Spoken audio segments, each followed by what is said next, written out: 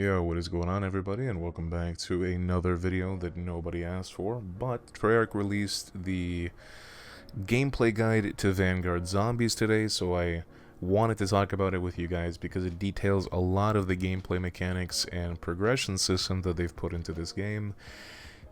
And, if I'm being completely honest, I could have gone an entire other year with just Cold War Zombies. I love Cold War Zombies. I think it's the best iteration of zombies that we've ever had. It feels like a complete package, really good in-game progression, outside of game progression, customization, all of these things. A lot of people say it's the easiest version of zombies, and I think that criticism is what Treyarch have taken to heart here.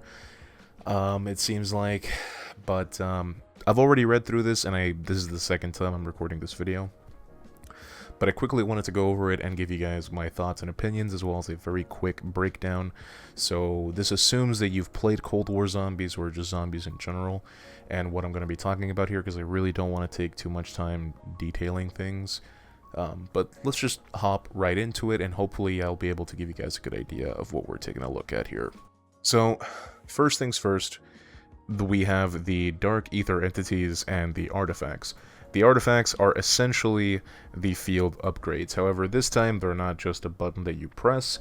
They are, well, artifacts, and they are embodied or possessed or whatever by these Dark Ether entities, which are like demonic gods or something. So that is a change that I really like. I like that they are actual items and that there are personalities behind these powers. Aside from that, at launch, they specifically mention here at launch that there will be 4. So there's going to be the Dragon of Ceraxis, which is just Energy Mine, the Mask of Belikar, which is Either Shroud, the Sword of Invictor, which is Ring of Fire, and then the Horn of Nordicus, which is Frost Blast. We'll have to see. My biggest disappointment is that none of these abilities are new, and they're not reimagined or interesting at all. The only thing that's interesting are the creatures behind them, but the actual abilities and gameplay effects are entirely the same, and I'm assuming that the ones that they will add afterwards will be exactly the same as well. Like, we're gonna get the fucking, I don't know, the Cumsock of Beltrax, and it's just gonna be Frenzied Guard, you know? It's gonna be the same thing, it's gonna be the exact same abilities and the exact same upgrades, if we ever do get upgrades, which is really disappointing. It really just feels like an entire year of Cold War is just soft reset with this new entry. It doesn't really feel like there's anything new, it's just reset. Now the next thing to talk about are the Covenants. These are the main bread and butter of this new mode, it seems like. This is like their biggest focus, their biggest feature. And essentially what it is a roguelike element where after you complete an objective, you get a thing called a Sacrificial Heart, I think it was. And you basically can trade that for one of 11 different buffs, which are right here, and you can only have 3 of them at a time, which is severely limiting in terms of the power that you can get in these runs. This is one of the first, or this is the first element that really highlights for me their focus on making this a roguelike type experience. Which is not very surprising. I mean, it seems like there's a new roguelike coming out every 2 months. Every one of their grandmothers making a roguelike. But Zombies has always been sort of a roguelike mode. You basically just see how far you can get.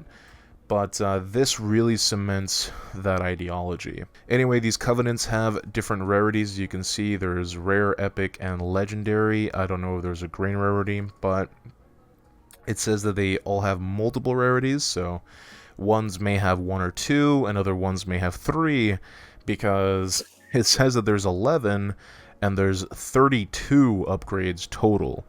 So, I don't know where's the 33rd, but it's not there, so. Anyway, Bloodlust is essentially the melee tier 5 upgrade, where melee attacks heal you, but they also do more damage. This one is a huge red flag to me right off the bat, because if you spawn in with a melee weapon on your loadout, which is a very popular thing to do because melee weapons are so strong early game in zombies, you really are going to have to rely on getting this off of your first objective so you can, you know, stay relevant in terms of damage and survivability. So having your entire run be based around this RNG is kind of bad. It feels pretty bad, especially because packing your weapon to stay relevant in terms of damage is a lot more expensive now, as I will show you guys in a bit. There's also Resurrectionist, which is Quick Revive. However, they've made Quick Revive an upgrade that is limited by the Covenant, so if you're playing co-op, this is going to be a very popular pickup, especially if you're one of those lunatics that play public lobbies. Having Quick Revive is really, really important, and if you opt to go for it, then, you know, again, you can only have 3 of them. Then you have Brain Rot and Cryo Freeze. These are the only 2 alternate ammo types in the game at launch. I assume that they're going to add the other ones later on, but again, because you're limited to only 3 Covenants at a time, that severely limits your gameplay if you do opt to go for a alternate ammo type, because this is an unupgraded version of Brain Rot, and Cryo Freeze doesn't freeze enemies, it is just a chance to slow them. I do not know if at upgraded versions you do have the increased effects from Brain Rot, because we can't see them here. You know, we'll have to wait and see. I doubt it though. If the enemies have a elemental weakness and this does not match them, then it's pretty much worthless. And you have to choose it over one of these other buffs.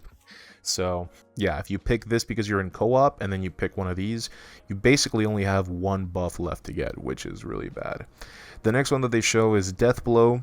Critical kills return bullets to the clip. This one is new, and that sounds really, really good. We need to see how many bullets it returns to the clip. As you can see here, the blue version returns a bullet to the clip. 1 bullet, which is probably going to be really good for sniper rifles and shotguns, but if you're using an SMG or an auto rifle, this is going to be pretty damn worthless. Unless the legendary version of this, or the purple version, increases the amount that you get. So, for example, half of the mag or the whole mag, that is going to change the meta. But as of right now, it seems like it's only worth using on shotguns and sniper rifles. You also have Ammo Gremlin, which is basically the mule kick upgrade that reloads your stowed weapons from stock. You also have Dead Accurate, which is basically the dead shot upgrade that increases the damage that you do on the same enemy by hitting them multiple times. We'll have to see how much damage this is, if it's less, if it's more. Dead shot by default, it's up to 20% more damage. We'll see if it's more or the same. I'm assuming it's going to be 20% at legendary version of this.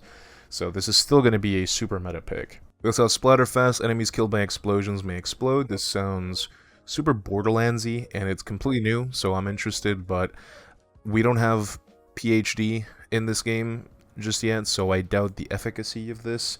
I don't think anybody's going to use a rocket launcher unless we're back to Black Ops 4 days. But if you already kill everything, I don't know why you would want the enemies to explode as well, so... Unholy Ground, deal more damage while stationary. This one is definitely going to be the most meta pick. Stacking this with Ring of Fire is going to be crazy, as well as Death Blow. I think this is going to be probably the most popular one, or the one that everybody's gunning for. Call the Weak, deal more damage to slowed or stun enemies. This is also new, but basically the only way that to use this is essentially going to be using stun grenades or using Cryo Freeze. So probably Cryo Freeze and Call the Weak are going to be decent. We'll have to see how much damage we actually get to it. Right here you can see the purple version that says deal much more damage to slowed or stunned enemies. So also the Unholy Ground legendary version, you can see that it says deal much more damage when shooting while stationary and for a short time after you start moving. So that is a bonus effect on top of what it actually says here. So we'll have to see what the bonus effects are for all of these once they are legendary. And the last one is Mother Load, which is the meal kick upgrade to keep an equipment after using it. So yeah, anyway, most of these are just rehashes of current buffs that we have, but now we're limited to only 3 of them. And yeah, I don't know, this seems like really limiting in gameplay. They're like, oh, have a ever-changing gameplay, you know, experience. But in all honesty, people are just going to pick whatever the hell else is on screen until they get the ones that they actually want, which in my opinion is probably going to be Death Blow, Unholy Ground, Call the Weak, and then maybe also have Brain Rot or Cryo Freeze alongside Call the Weak, and depending on how strong launchers are, Splatterfest might be a thing. Also equipment. We'll have to see how strong equipment is, because again, if you use Semtex as in Cold War after the update, this basically one-shots everything, so the explosions are completely redundant, to be honest, so we'll see.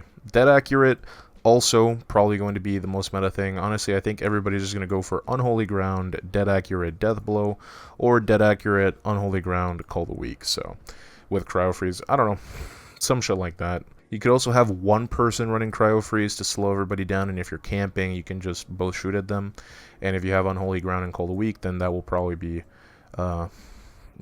the best combo to use. Now, this is the section where it starts to get really, really dicey for me, and this is the part where I say that, this is really roguelike-ish. But basically, the way that you get perks is by completing objective, you open up your base of operations, which is essentially like the anomaly from Outbreak, where you have everything available to you. You'll unlock these perk fountains, and once you unlock them, you can actually just pick up a perk for free. So all the base versions of these perks, which there are going to be 5 of, are going to be free. However, the base version is very crappy. For example, Tier 1 Fiendish Fortitude, which is Jug, gives you plus 25 health at Tier 1, and then goes all the way up to plus 100 health at Tier 4. Now here's the thing. This is equivalent to like a Tier 1 upgraded Jug in Cold War, which you can get for 2,500 points, right? In order to go from Tier 1, which is free, to Tier 2, you'll need 2,500 points. To go from Tier 2 to then Tier 3 will be 5,000 points. And then from Tier 3 to Tier 4, you'll need 7,500 points. That is 15,000 points to have the exact same health that you currently have in Cold War for 2,500 points. AKA a massive boost in survivability. Now, it is unknown if on top of these plus 100 upgrades in these other categories are going to be just percentage increases or they are going to have bonus effects. I doubt they are going to have bonus effects, but because we saw that these get bonus effects, maybe these will too. That is currently unknown. However, this is per game, so there are no perk upgrades outside of a match. So every single run that you do in Zombies, you will have to spend 15,000 points just to get plus 100 health, which is the same thing that you get from regular Jug that you've always gotten from Jug, even from Black Ops 1. It's always been plus 100 health. So that is super whack. In my opinion, that is just, Jesus Christ, that is a lot of money, especially when you consider the fact that there are 5 perks. So if you want to max out all 4 perks in one run, you need to spend a total of 75,000 points just on perks. That is crazy to me. That is absolutely insane to me.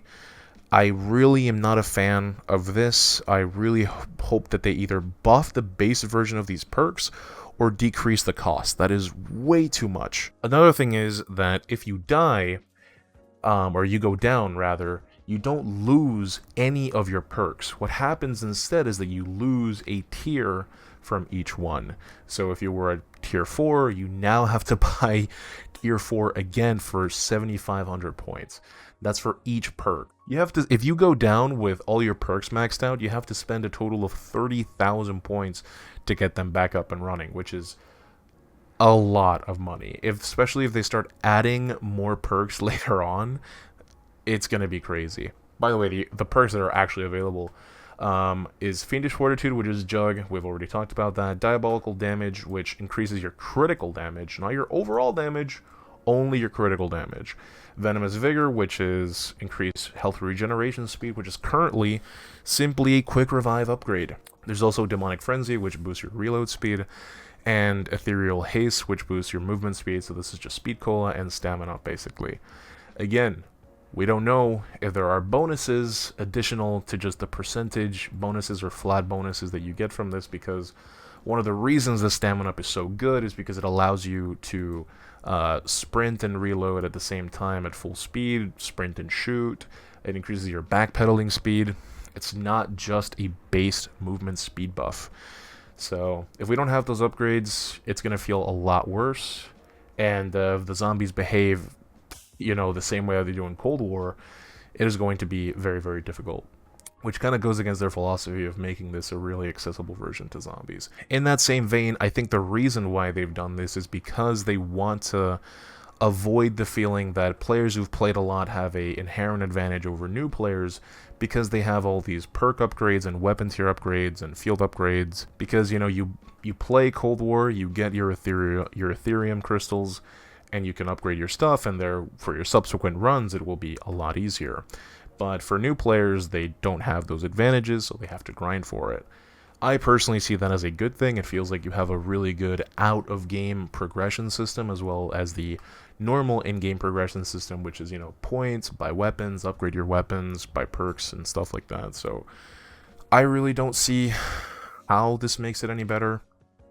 I think this is a horrible change, and I'm not a huge fan of this right now. This is the other thing I am not a huge fan of, okay? First of all, for those of you who didn't know, there are no wall buys. You cannot buy guns off the wall anymore. The only way that you can acquire weapons is from loot chests and the mystery box. And also, boss enemies can also drop weapons. They can even drop pre-packed weapons, specifically, the Stormkriegers or the mystery box can also drop pre-packed weapons, so that's nice. But if you're just trying to do some camo challenges, or you just like using a specific weapon, if you want to upgrade it, as you can see here in the trailer, there is no weapon tab for you to upgrade your weapons, so there's no more rarities to go through.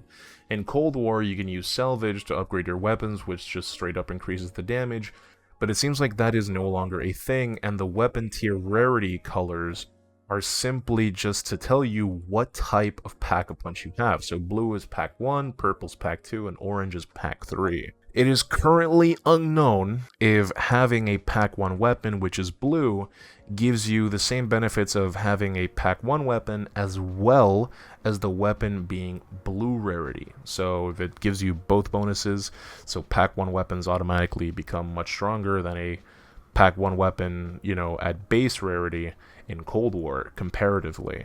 I doubt that's the case. I really think it's literally just to show you what type of weapon, what level of weapon you're using. And I assume that they've done this to just streamline the process of upgrading weapons. I am not a fan of this, though, because, again, I don't know what the health cap is for this game. If it's anywhere close to Cold War, it is going to be very difficult or almost impossible to kill zombies at high rounds without Ring of Fire. And if they want to move away from that meta, they are doing a horrible job, because everything points to crutching on Ring of Fire, and we don't even know how strong Ring of Fire is going to be, if it's going to be anywhere close to what it is in Cold War, which I doubt. But the biggest thing is that pack 1 now costs 7,500 essence, which is literally 50% more expensive than what it currently is and always has been the cost to pack a weapon, which is 5k. So yeah, you can't buy weapons off walls, you cannot upgrade weapon rarities for more damage, and pack costs 50% more. And again, I think this is just one of the multiple things they're doing to combat the quote-unquote ease of difficulty that Cold War Zombies has. This tab just says that, yeah, you can use custom loadouts, and these are the 5 loadouts that you start off with, and that's it. And they also explain that the gameplay space will also change, okay? So Battle Royale style, the Dark Ether Barrier shrinks and expands. So whenever you go into a map to complete an objective, which there are only 3 objectives, by the way, once you jump into a map to complete an objective, it will have sections of it where you will actually take place. The other sections are going to be locked off and they're not playable, so I don't know. This sounds cool. It's not super interesting, to be honest. It just feels like you're doing a trial where you just go and stay in one area specifically for a set amount of time. In this case, it's just going to be for the duration of the objective completion.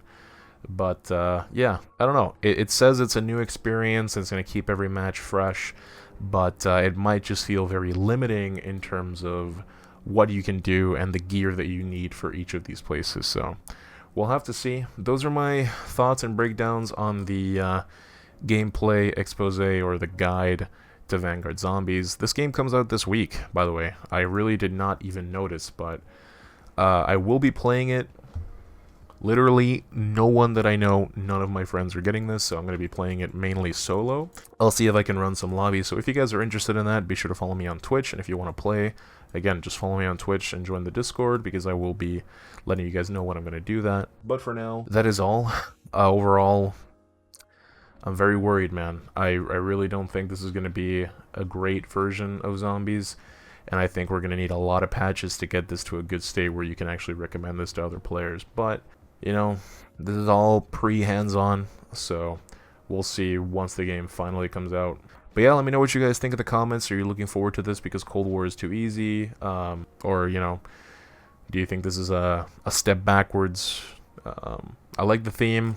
I like the fact that the artifacts are characters now, but the gameplay changes are just very questionable. So yeah, thank you guys for watching, and I will catch y'all in the next one. Take care.